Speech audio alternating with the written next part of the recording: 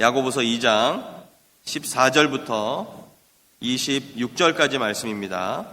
말씀을 한 절 한 절 우리 교독하도록 하겠습니다. 야고보서 2장 14절부터 26절입니다. 내 형제들아, 만일 사람이 믿음이 있노라 하고 행함이 없으면 무슨 유익이 있으리요? 그 믿음이 능히 자기를 구원하겠느냐?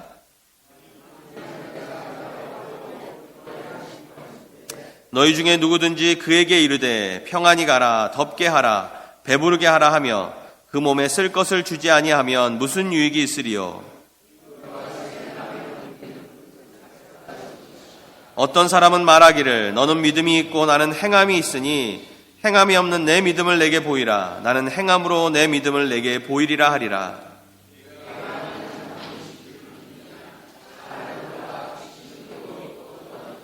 아, 허탄한 사람아, 행함이 없는 믿음이 헛것인 줄을 알고자 하느냐?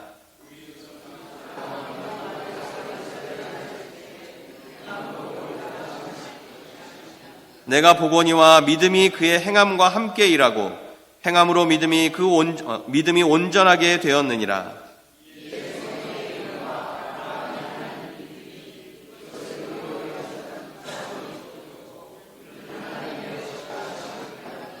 이로 보건대 사람이 행함으로 의롭다 하심을 받고 믿음으로만은 아니니라.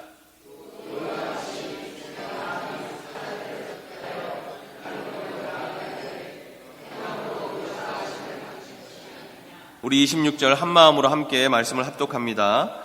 영혼 없는 몸이 죽은 것 같이 행함이 없는 믿음은 죽은 것이니라. 아멘. 박세종 목사님, 믿음과 삶이라고 하는 제목으로 은혜로운 말씀 함께 나누어 주시겠습니다. 지난주에 저희 친한 친구 선교사가 페이스북을 하면서 어제구나 한참을 대화하고 난 뒤에 설교 준비는 잘하고 있지 그러더라고요. 그래서 지금 열심히 준비하고 있다 이렇게 이야기하니까 저보고 하는 말이 설교 살살 좀 해라 이렇게 이야기를 하는 겁니다. 그래서 이 친구가 저의 설교 스타일을 알고 있는지 성도들에게 설교를 세게 하지 말고 살살 하래요. 그래서 오늘은 살살 하려고 준비하고 있습니다. 마음을 좀 편안하게 가지셔도 될 것 같아요. 설교는 재미로 듣는 건 아니잖아요. 그죠? 우리의 생명이 달려있고 우리의 목숨과 같은 하나님의 말씀을 듣는 자리인데 재미로 들어서는 안 되겠습니다. 오늘 들은 말씀이 어제 죽었던 내 영혼이 살아날 수도 있고 오늘 말씀을 잘못 전한 것이 어제 살았던 내 영혼이 오늘 그 말씀을 인하여 죽을 수도 있기 때문에 그렇습니다.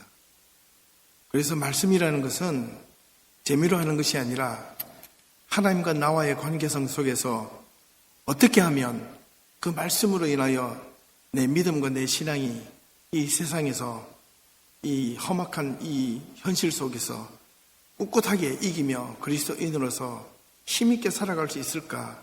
그것을 듣고 결단하는 자리가 바로 말씀을 듣는 자리입니다. 저와 여러분은 오늘 이 시간 힘 있는 말씀으로 전해줄 수 있기를 주님의 이름으로 축원합니다. 오늘 말씀의 제목이 믿음과 삶이라는 제목을 붙여보았습니다. 다르게 말하면 믿음과 삶 속에 믿음을 가지고 어떻게 행동을 해야 하는가 또는 어떻게 우리가 믿음을 가지고 살아가야 하는가 그 질문입니다. 오늘 본문의 말씀에 근거해 보면 14절 말씀입니다. 사람이 믿음이 있노라 하고 행함이 없으면 무슨 유익이 있으리요? 믿음이 능히 자기를 구원하겠느냐? 이렇게 먼저 이야기를 꺼내고 있습니다. 믿음과 행함, 이것은 동전의 양면과도 같다는 겁니다. 서로 떨어질 수 없는 것이라고 야고보는 설명하고 있습니다. 그런데 행함이 없는 믿음은 자기를 구원하지 못한다고 야고보는 힘주어 말하고 있습니다. 사도 바울은 로마서에 보면 믿음으로 구원을 얻는다고 했고 이 야고보는 행함이 없는 믿음은 자기를 구원하지 못한다고 이야기를 하고 있는데 어떻게 보면 이 두 말이 서로 모순이 있는 것처럼 보여집니다. 하지만 조금 더 깊이 이 말씀들을 묵상해 보면 이 두 주장이 모순이 있는 것이 아니라 서로 보완하는 역할을 하고 있다는 것을 발견하게 될 것입니다. 한번 질문을 던져봅니다. 우리에게 또 우리가 왜 믿음을 가지는 이유가 무엇입니까? 우리의 삶이 그리스도인다운 삶을 살기 위한 것이 아니겠습니까? 그렇다면 어떤 믿음을 가져야 올바른 행함을 할 수 있고 어떤 행함이 있어야 믿음다운 믿음을 가질 수 있겠습니까? 며칠 전에 SNS, 페이스북에 이런 이야기가 올라온 것을 보았습니다. 나의 막내가 어렸을 적에 제일 먼저 배운 말이 엄마, 그 다음에 아빠, 그리고 그 다음에 배운 단어가 100원이었다. 아침에 출근하려고 집을 나서는데 막내가 길을 막고 손을 내밀며 하는 말, 아빠 100원만, 이렇게 하는 것이었다. 나는 100원짜리가 없어서 주머니를 뒤적거리다 보니 500원짜리가 있었다. 500원짜리를 쥐어주며 막내에게 이렇게 말하였다. 이놈의 자식 오늘 수지 맞았네 하고 웃으면서 그 500원짜리를 던져주었다. 막내가 500원짜리를 손에 쥐고 아빠 얼굴을 한번 쳐다보더니만 갑자기 심각해졌다. 100원짜리 같기도 하고 아닌 것 같기도 한데 아빠가 웃는 모습을 보니까 자기를 향해 장난을 친다고 느꼈는지 500원짜리 동전을 바닥에 던져버리고서 다시 손을 내밀며 하는 말이 아빠 100원, 이렇게 소리를 질렀다. 옆에 있던 형이 하는 말이 야 이 자식아, 그것은 100원짜리 5개야, 이렇게 소리를 질렀다. 그래도 막내는 막무가내로 100원짜리를 달라고 졸라댔다. 왜 막내는 500원짜리 동전을 던져버리고 계속해서 100원짜리 동전을 달라고 했을까요?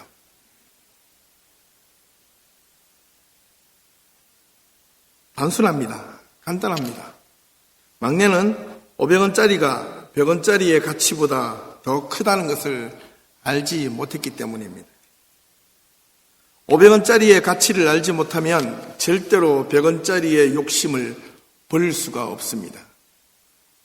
우리에게 믿음이라는 것도 마찬가지입니다. 믿음이라는 이 삶의 가치가 얼마나 우리에게 대단한 것인지 알지 못하면 그 믿음이라는 것은 그 가치를 내어 던져버리고 우리의 신앙생활 속에서 믿음의 가치보다 덜한 가치들을 먼저 부여잡고 살아갈 수밖에 없습니다.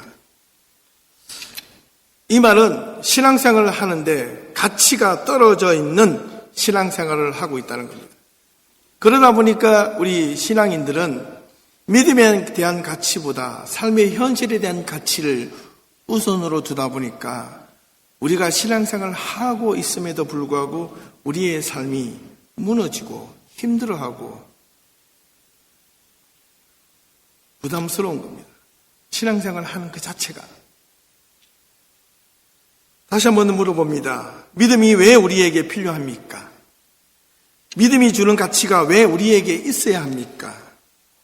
우리에게 믿음이 필요한 이유는 그 믿음이 바로 우리의 일상적인 삶 속에서 구체적으로 적용되어지고 필요하기 때문에 그렇습니다. 믿음의 종류는 3가지로 나눌 수 있습니다. 그 첫 번째가 사람과의 관계가 바로 믿음이라는 겁니다. 이것을 들고 우리는 신뢰라고 이야기하기도 하고 인간관계라고 말을 하기도 합니다. 사회생활 속에서 이 인간관계에 대한 신뢰가 떨어지면 이 믿음을 유지할 수가 없습니다. 회사에서나 개인이 운영하는 가게에서도 한번 신뢰가 떨어지면 다시 돌이키기가 어렵습니다. 한 음식 가게가 유명하다고 또는 흔히 한국에서 말하는 달인이 되었다고 소문이 나는 이유는 맛있는 것도 있을 수 있으나 무엇보다도 그 음식을 운영하는 주인의 행동과 철학에 믿음이 가고 신뢰가 가기 때문입니다. 두 번째, 믿음에는 가족 간의 믿음입니다. 이것은 혈연적인 믿음이라고 이야기를 합니다. 가정이 화목하고 행복하려면 가정에 속해 있는 부부와 자녀 모두가 서로 간에 믿음이라는 보이지 않는 신뢰가 있을 때 행복할 수 있습니다. 그 어떤 어려움도 그 믿음이라는 끈끈한 혈연적인 관계가 있기 때문에 이겨낼 수가 있는데, 남편이 아내를, 아내가 남편을, 부모가 자녀를, 자녀가 부모를 믿음으로 신뢰하지 못하면 그 가정은 불행할 수밖에 없습니다. 현실적인 삶에 매달려서 화가 나고 짜증이 나고 불평불만을 남편에게, 아내에게, 자녀에게, 부모에게 책임 전가를 하게 된다는 겁니다. 그러니 불행할 수밖에 없습니다. 조금 못하더라도, 조금 못났더라도 우리의 가정이 있기 때문에, 남편이기 때문에, 아내이기 때문에, 자녀이기 때문에 그래도 믿어 주어야 하고 그래도 사랑해 주어야 하는 것이 가정 안에 있는 믿음의 관계입니다. 세 번째, 신앙의 관계 속에 있는 믿음입니다. 이 믿음은 먼저 하나님과 한 인간 간의 개인의 신뢰의 관계입니다.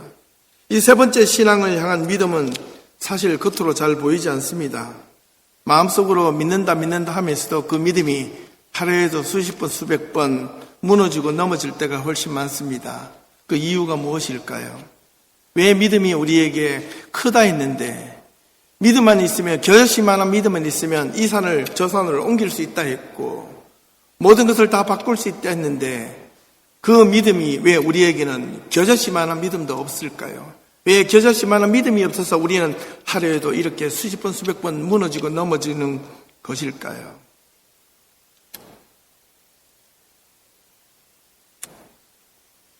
실제로 신앙 간의 관계 속에 있는 이 믿음이 분명하지 못하면 앞서 말한 첫 번째 사람과의 관계의 믿음, 두 번째 가정 속에 일어나는 그 가족 간의 그 믿음도 깨어지게 되어 있습니다.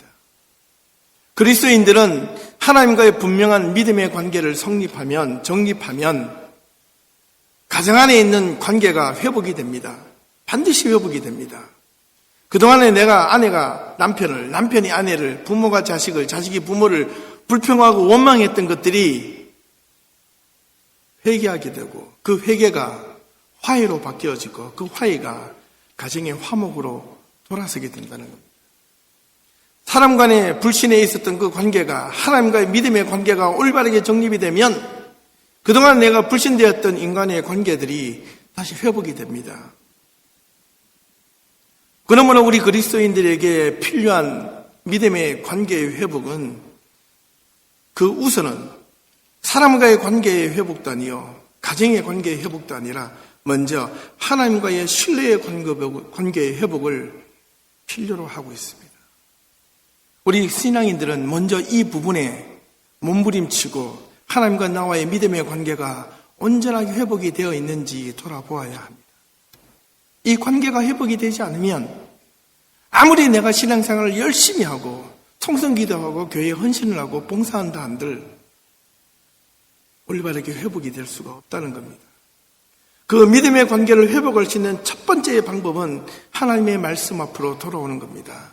말씀을 부여잡고 말씀과 함께 실험하고 그 말씀이 내 삶 속에 구체적으로 어떻게 하나님과의 신뢰의 관계를 해방하고 방해하는 그 무엇들이 내 앞에 나타났을 때 믿음으로 하나님의 말씀으로 그것을 이겨내야 한다는 겁니다. 그것이 이루어지지 않을 때 우리가 믿음은 겨자씨보다 못한 믿음이 될 수밖에 없다는 겁니다.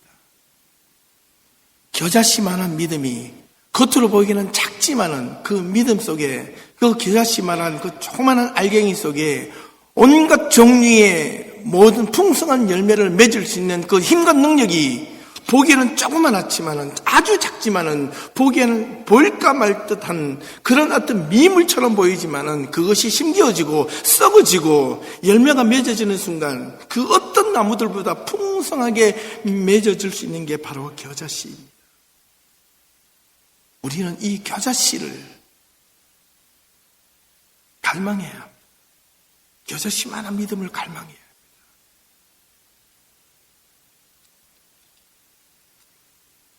보이지 않는 하나님을 향하여 믿는다는 것은 사실 참 어렵고 힘든 일입니다. 말로 듣고 믿음을 지키고 삶으로 그 믿음을 실천해 나간다는 것이야말로 정말로 어렵습니다.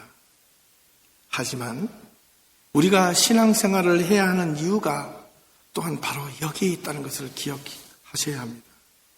오늘 본문 속에 자신에게 주어진 믿음을 삶으로, 실천으로, 행함으로 옮긴 인물이 두 명이 있습니다.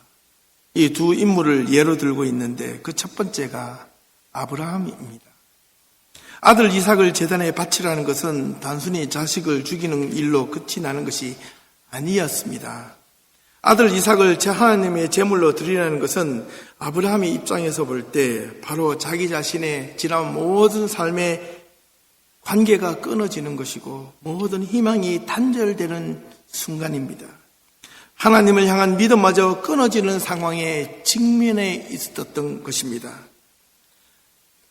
하나님을 처음 만났을 때 하나님께서 아브라함에게 이런 말씀을 해 주셨습니다. 너 씨를 통하여, 너를 통하여 하늘의 별과 같이 바다의 모래와 같이 내 자손을 많게 하리라는 그 약속이 이 이삭을 바치라는 그 한마디에 그 약속의 관계가 끊어지게 되었습니다. 도리어 아브라함이 하나님을 신뢰하지 못하고 믿음을 약속을 깬 것이 아니라 하나님이 아브라함에게 보여줬던 신뢰와 약속과 믿음이 깨어지는 순간입니다. 하나님이 거짓말한 것처럼 보여집니다. 당시 상황으로 보았을 때 아브라함에게는 자신이 평생 살아왔고 바랬던 모든 희망이 한순간에 사라지는 자리이기에 아브라함의 믿음이 그의 행함과 그가 그동안 따라왔던 하나님을 향한 그 모든 신뢰가 자식을 바치라는 그 한마디에 자신의 믿음이 온전해졌다고 말할 수 있을까요? 아닙니다. 돌아보면 이 아브라함에게는 그동안 후자가 없어서 종 엘리에셀을 후자로 삼으려 했을 때 하나님이 반대하셨습니다. 그리고 먼저 낳은 아들 이스마엘을 15년 전에 낳았는데 아들 이삭 때문에 두 사이의 관계가 좋지 않아서 이스마엘과 하갈을 쫓아내어 버렸습니다. 그 가정에서 족보를 파헤쳐 버렸다는 겁니다. 그리고 유일하게 남은 이 아들 이삭입니다. 그런데 갑자기 이 아들을 바치라니 자기의 모든 희망과 관계가 끊어지는 순간이 아니겠습니까? 그런 하나님을 이 아브라함은 신뢰할 수 있겠습니까? 믿고 끝까지 따를 수 있겠습니까? 그런데 창세기 22장을 보면 아브라함은 이 하나님의 주름한 이 명령에 순순히 행함으로 옮겨졌다. 이렇게 기록하고 있습니다. 이 아브라함의 믿음이 그의 행함과 함께 일하고 행함으로 믿음이 온전해졌다고 이 22절에서 설명하는 것을 우리는 우리의 삶 속에서 어떻게 받아들여질 수 있겠습니까? 만약에 내가 아브라함이라면, 여러분이 아브라함이라면 과연 이 명령에 순응할 수 있겠습니까? 차라리 하나님 줄 때는 저거 빼앗을 때는 접니까? 왜 이러십니까? 그럴 수는 없습니다. 차라리 나를 죽이세요. 내가 제물이 되겠습니다. 내가 죽겠습니다. 이것이 더 맞는 이야기인데 오히려 아브라함은 묵묵부답으로 하나님께서 명령하신 그 길을 쫓아갑니다. 두 번째로 든 인물은 기생 라합입니다. 우리 야고보서 2장 25절에서 나오는데 이 라합은 이스라엘 백성들이 가나안 땅으로 들어가기에 앞서서 가장 첫 번째로 직면한 성이 바로 여리고 성이었는데 이 이스라엘 백성들은 이 여리고 성을 정탐하기 위해서 여호수아가 2명의 정탐꾼을 보내게 합니다. 이 기생 라합은 이 2명의 정탐꾼을 숨겨주고 도와주었습니다. 한번 가만히 생각해 보십시오. 어떻게 보면 이 기생 라합은 가나안에 사는 백성 여리고 사람입니다. 정탐꾼을 숨겨주고 도와주면 어떻게 됩니까? 반역하는 일이죠. 배반자죠. 여리고 성이 무너지는데 결정적인 역할을 한 배신자가 바로 기생 라합입니다. 이런 비유가 적절한지 적절한지 모르겠지만은 우리가 지금 남북한에 지금 대치가 되고 있는 상황에서 북한에 있는 스파이가 남쪽으로 내려왔습니다. 군사시설을 다 탐지하고 돌아가려고 하는데 우리나라의 정부부에서 그를 쫓습니다. 그런데 우리 집에 숨었습니다. 여러분은 어떻게 하는 것이 맞습니까? 숨겨줘야 됩니까? 고발해서 이 나라를 지켜야 합니까? 고발해야 되죠. 지금 그 상황입니다. 그죠? 똑같은 이 상황입니다.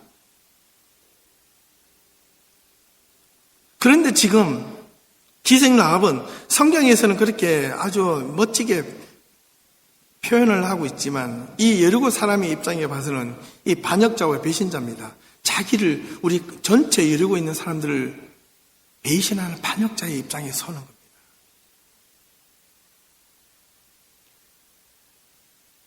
기생 라합은 왜 여리고에서 자기 동족도 아닌 이스라엘 정탐꾼을 숨겨주었을까요? 그 숨겨준 행위가 이 야고보에서는 왜 이렇게 표현을 하고 있을까요? 이 말입니다. 그녀의 믿음이 도대체 어떠했길래? 여호수아 2장을 보니까 이 라합은 정탐꾼들에게 여리고성을 쳐들어올 때 자신의 가족을 지켜달라고 요구한 것을 보면 그저 자기 자신들의 가족을 살리고 싶어서 였겠습니까? 그렇다면 이 라합은 너무나 이기적인 여인입니다. 자기 동족이 다 죽어도 자신과 자기 가족만 살면 된다는 식의 신앙이나 믿음은 잘못 이해하고 있는 겁니다. 사실 성경의 깊은 통찰력은 그렇게 말하고 있지 않습니다. 우리는 아브라함의 이 믿음과 기생 라합의 믿음의 공통점을 찾을 수 있어야 합니다. 그 공통점을 찾을 때 우리는 그 믿음을 가지고 우리도 삶 속에서 행함으로 나타날 수 있기 때문에 그렇습니다. 그 믿음의 발견은 그들의 믿음의 행함으로 이어졌다는 것에 우리는 이 두 인물의 공통점을 찾을 수 있어야 합니다. 아브라함은 좀 이해가 된다 치고 이 기생 라합에는 도대체 어떤 믿음이 있었기에 자기 동족과 자기 주변에 있는 일가 친척 외에 그동안 함께했던 모든 이웃들을 다 버릴 수 있었습니까? 무엇보다도 기생 라합은 그동안 정탐꾼을 살려주는 순간 자기 동족을 배반하고 이러한 사실이 만약 들통이라도 나게 된다면 자신은 물론 자신의 가족과 모든 일가 친척들까지도 배신자, 반역자로 내몰려 죽음의 위기에 내몰릴 상황에 있다는 것을 먼저 전제되어야 합니다. 자, 상식적인 수준에서 한 번 더 생각해 보겠습니다. 아브라함 역시 이 자기 자신의 마지막 남은 이 희망의 보리인 이삭을 죽이라고 했을 때에 자신의 대를 이어갈 수 있는 유일한 상속자 아브라함은 자신의 아들 이삭을 바치라는 순간 앞서 말씀드린 대로 하나님과 약속했던 그 약속의 내용들이 머리 순간적으로 주마등처럼 스쳐 지나갑니다. 그 약속은 어디게 된 거야? 다 한순간에 무너진 것이 아닌가 그렇게 생각이 들 수도 있습니다. 그런데 이러한 희망을 끊는 행위를 아브라함은 왜 순순히 따르게 되었을까? 기생 라합에게도 마찬가지입니다. 내가 만약에 이 정탐꾼을 한번 자칫 살려주었다가 만약에 잡히려 한다면 나는 어떻게 될 것인가? 죽을 수도 있겠다. 자기의 모든 삶의 희망, 기생 라합이라 했습니다. 몸을 파는 여인입니다. 이 여인에게 희망이 있겠습니까? 이 여인에게 희망은 도대체 무엇입니까? 하루하루 자기 몸을 팔아서 먹고 사는데 급급해야 했던 이 기생 라합.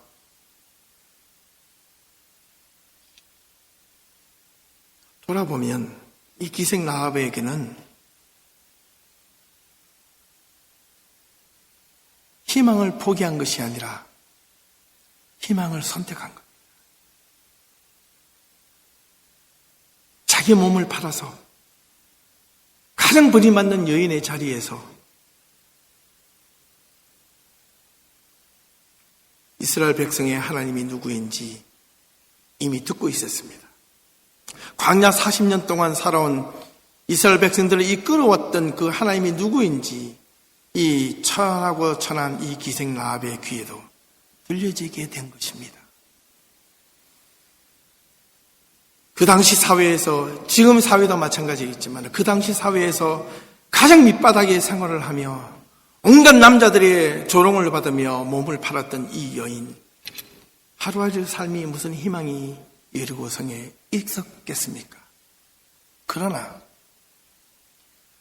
정탐꾼을 살려준 것이 문제가 아니라 정탐꾼을 뒤에 살아계시는, 역사하시는 하나님의 그 위험하신 그 능력을 라합은 믿음으로 보았던 겁니다. 그러나 여리고성에 있는 나머지 사람들은 여리고성을 지키기에 급급했고 정탐꾼을 발본세곤하기 위해서 이리저리 동분서주하기에 바빴습니다. 혹시 우리의 삶이 이와 같지는 않습니까? 내가 죽을지도 모르는 그 절박한 순간에 선택 하나에 따라서 현실적인 선택을 하면 당연히 정탐꾼을 고발해야 되고, 그 다음 여리고성을 더욱더 튼튼하게 성을 쌓고 군사 무기를 정비를 하고 튼튼하게 이 성을 지키는 것이 현실적으로 맞는 이야기지 않습니까? 그러나 라합은 현실적인 선택을 한 것이 아니라 가치와 명분을 선택하였습니다. 믿음을 선택하였습니다. 신뢰를 선택하였습니다. 그의 인생 전체를 뒤바꿔 놓을 만한, 어떻게 보면 한순간의 선택이 자기가 죽느냐 사느냐의 그 선택에 있어서 이 기생 라합은 현실적인 선택을 한 것이 아니었다는 겁니다. 그것이 바로 믿음입니다. 우리 신앙인들에게 필요한 것은 바로 이것입니다. 이 믿음이 필요한 겁니다.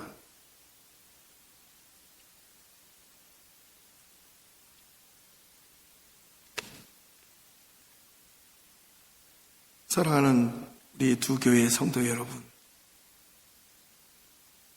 하나님이 우리에게 주신 이 믿음을 우리가 살아가면서 간과하거나 결단코 소홀하게 생각하지 마시기를 주님의 이름으로 부탁을 드립니다. 믿음은 저와 여러분의 삶의 모든 것을 바꿀 수 있습니다. 하나님을 의식하는 것, 일상의 삶 속에서 하나님을 의식하면 믿음이 무엇인지 알게 됩니다. 여러분의 삶에 억장이 무너지는 자리, 답답함이 일어나는 자리, 억울함이 일어나는 자리, 슬픔이 일어나는 자리, 고통이 일어나는 자리, 분노가 일어나는 그 자리에 하나님을 의식할 수 있기를 바랍니다. 그것이 믿음입니다. 그것이 신앙이에요.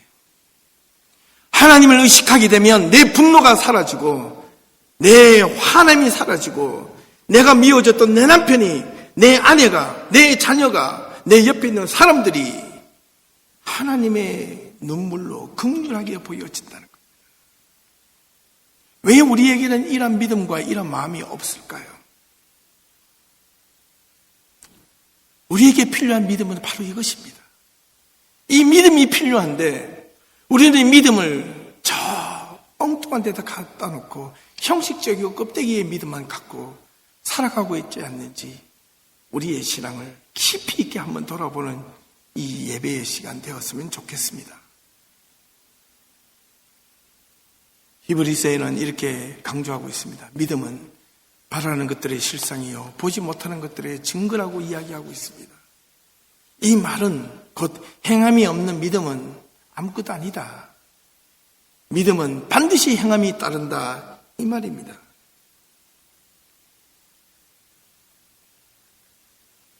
그러므로 믿음은 무엇인가? 라고 만약에 저에게 묻는다면 저는 이렇게 대답을 하고 싶습니다.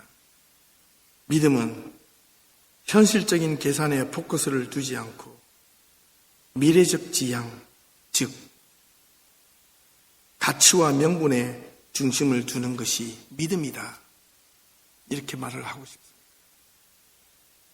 행함도 현실적인 계산에 포커스를 맞추면 이기적인 사람이 되지만 가치와 명분에 포커스를 맞추면 하나님의 말씀에 행함을 맞추면 그 어떤 나약한 신앙인들도 하나님의 대의를 따르게 되어 있습니다. 나 같은 사람이 어떻게 그런 일을 할 수 있어? 하나님의 사람은 그런 자들을 들어서 믿음을 주시고 현실을 뛰어넘는 힘을 주셔서 성령 하나님이 그들과 함께 하셔서 내가 할 수 없는 길을, 내가 갈 수 없는 길, 내가 설 수 없는 그 자리에 서게 하시고 나를 이끌어 가신다는 거예요. 그게 성경의 법칙이고 하나님의 진리의 법칙입니다. 세상에 힘있는 자들을 끌어내리시고 나약한 자를 들어 세우시는 게 하나님의 믿음의 방법입니다. 우리는 그 믿음의 방법을 우리의 가슴 깊숙한 곳에서 우리의 삶의 구체적인 자리에서 적용될 수 있어야 하겠습니다. 우리의 믿음이 바라기는 교회 안에서만 예수 믿는 사람들끼리만 내가 기분 좋을 때만 내가 감사한 일이 있을 때만 내가 기분 좋고 행복한 일이 있을 때만 믿음이 필요한 것이 아닙니다. 우리의 믿음은 바로 내가 힘들고 어렵고 고난이 있고 오늘 내 삶을 금방이라도 포기하고 싶고 내가 지금까지 바둥바둥 지켜왔던 것들을 금방 다 너무 힘들어서 손을 놓고 싶은 그 순간에 하나님은 우리들에게 믿음을 요구하십니다. 신앙을 요구하십니다. 무엇이라고? Never give up. 결단코 포기하지 마라고. 내가 너와 함께 함이니라. 내가 너와 함께 한다. 이 사실을 네가 믿느냐? 내가 너와 함께 하고 있는 사실을 믿느냐? 너는 나를 보지 못하지만 나는 너를 보고 있단다. 이 사실을 믿느냐?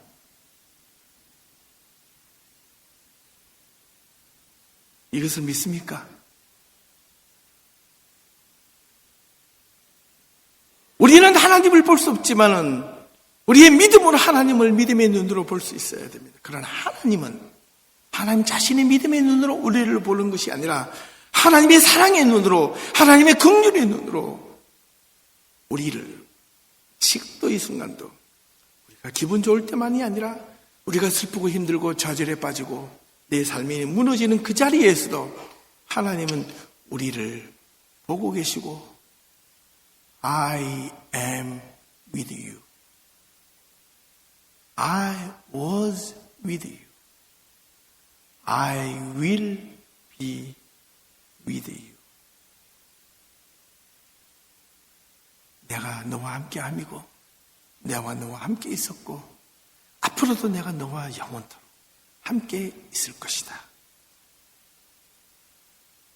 그런 자들에게 주어지는 이 하나님의 음성은 우리에게 겨자씨만한 믿음을 요구한다는 사실을 기억할 수 있기를 바랍니다. 이번 한 주간도 저와 여러분의 믿음이 여러분의 삶 속에서 저의 삶 속에서 구체적인 삶 속에서 믿음의 행위로 드러날 수 있기를 주님의 이름으로 축원합니다. 야고보서에서 마지막 말씀에 보여지듯 영혼 없는 몸이 죽은 것 같이 행함이 없는 몸은 죽은 것이라고 표현한 이 말씀을 이번 한 주간 동안 귀담아 들을 수 있기를 바랍니다. 믿음의 가치를 알면 당연히 행함으로 이어지게 됨을 잊지 말고 믿음과 행함이 언제나 동전의 양면과 같이 서로 영향을 주고받을 수 있기를 또 이번 한 주간도 일상의 삶 속에서 우리의 믿음이 구체적으로 행함으로 드러날 수 있는 참된 그리스도인들이 다 되실 수 있기를 주님의 이름으로 축원합니다. 기도하겠습니다. 하나님 감사합니다. 어떤 믿음을 가져야 하나님이 보시기에 아들아, 딸아, 네 믿음으로 인하여 내가 기뻐하노라. 너의 삶의 모습으로 인하여 내가 기뻐하노라. 이 음성을 들을 수 있을까요? 이번 한 주간도 하나님의 말씀으로 따라 사는 삶의 행위로 드러나는 우리 사랑하는 두 교회의 모든 성도들이 될 수 있기를 간절히 소망합니다. 이들의 삶을 인도하시고 지켜주시옵소서. 힘들고 어려울 때 믿음이 필요합니다. 좌절이 일어날 때, 절망이 일어날 때, 슬픔이 일어날 때, 고통이 일어날 때 하나님 믿음이 필요하오니 믿음을 허락하여 주시옵소서. 예수님의 이름으로 기도하옵나이다. 아멘.